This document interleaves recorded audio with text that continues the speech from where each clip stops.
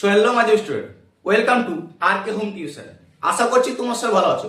তোমার তো আর হাতে গোনা কয়টি দিন মাত্র, তারপরে মাধ্যমিক 2026 শুরু। তোমাদের কি ভয় হচ্ছে ভূগোল বিষয়ে কোন প্রশ্নগুলি পড়তে পারে এবছর?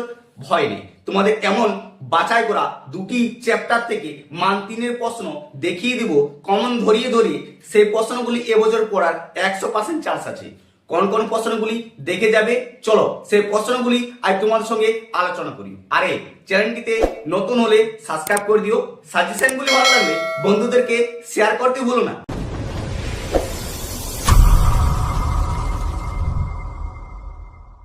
দেখো মাধ্যমিক স্টুডেন্ট, তোমাদের এই যে দুটি অধ্যায় থেকে যে সাজেশন গুলো দিয়েছি মান 3-এর, সেই প্রশ্নগুলো তোমাদের 100% শিওর থাকবে, পড়বে। ঠিক আছে, প্রথম প্রশ্ন দেখো, বর্জ্য ব্যবস্থাপনা 4R পদ্ধতি গুরুত্ব ব্যাখ্যা করো। এটা 3 স্টার দিয়েছি কারণ এর সবচাইতে বেশি গুরুত্বপূর্ণ। ঠিক আছে, 2 নম্বর হচ্ছে জৈব ভঙ্গুর ও অজৈব ভঙ্গুর বর্জ্যের মধ্যে পার্থক্য লেখো। এটি অনেক ইম্পর্টেন্ট প্রশ্ন আছে, এটি ভালো করে তোমরা দেখে যেতে পারো।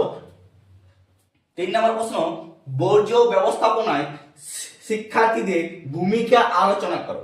এটিও তোমাদের 3 স্টার দিয়েছি কারণ এটি প্রায় আমি টেক্সট বই পেপারে বা সাজেশন বইতে প্রশ্নটা আমি দেখতে পাচ্ছি, তাই ভালো করে তোমরা প্র্যাকটিস করতে পারো। 4 নম্বর আছে গ্যাসের বর্জ্য নিয়ন্ত্রণে উপায়গুলি উল্লেখ করো। এটিও মান 3-এর খুব ইম্পর্টেন্ট প্রশ্ন। 5 নম্বর হচ্ছে পরিবেশের উপর বর্জ্য পদার্থের 3টি প্রভাব লেখো। এটিও মান 3-এর। এই যে 5টি প্রশ্ন দিলাম, এটি তোমাদের বর্জ্য ব্যবস্থাপনা টেক্সট বইয়ে বা মানে বই থেকে তোমরা উত্তরগুলো লিখে নিও। ঠিক আছে, 2 নম্বর হচ্ছে যে চ্যাপ্টারটি সবচেয়ে বেশি গুরুত্বপূর্ণ এই বছরের জন্য, ভারতের প্রাকৃতিক ও অর্থনৈতিক পরিবেশ থেকে। ঠিক আছে, এখান থেকে তোমাদের 8টি মাত্র মান 3-এর প্রশ্ন দিয়েছি। ঠিক আছে, প্রশ্নগুলো দেখে নাও। প্রথম হচ্ছে অরণ্য সংরক্ষণের প্রয়োজনীয়তা লেখো।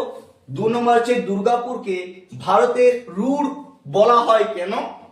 ঠিক আছে, 3 নম্বর প্রশ্ন হচ্ছে মৃত্তিকা সংরক্ষণে 3টি পদ্ধতি আলোচনা করো। 4 নম্বর হচ্ছে ভারতের জনসংখ্যা বৃদ্ধির কারণগুলি কি। সবচেয়ে বেশি গুরুত্বপূর্ণ হচ্ছে 4 নম্বর, যে ভারতের জনসংখ্যা বৃদ্ধির কারণগুলি কি।